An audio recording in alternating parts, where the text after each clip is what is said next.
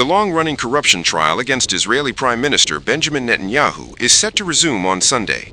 A court spokesman announced the decision on Thursday after the court announced the lifting of a nationwide state of emergency imposed after the declaration of war with Iran. Iran fired ballistic missiles and drones into Israel in response to airstrikes by the United States and Israel on February 28th. Netanyahu and the Trump administration have claimed that they carried out the attacks to stop Iran's nuclear program and topple the Islamic government. Israel's state of emergency was lifted last Wednesday after a 2-week ceasefire was declared. As a result, schools and workplaces that had been closed in Tel Aviv and other cities have reopened. There have been no new reports of Iranian missile attacks in the country since 3 a.m. GMT on Wednesday. However, the ceasefire is now under threat due to widespread attacks by Israeli forces in Lebanon.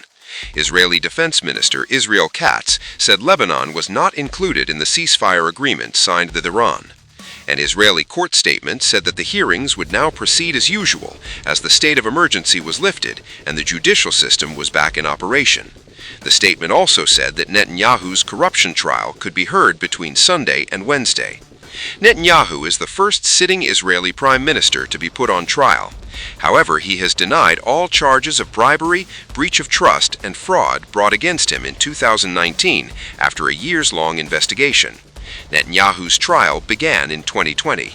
If convicted, he could face prison. The trial has been repeatedly delayed for various reasons.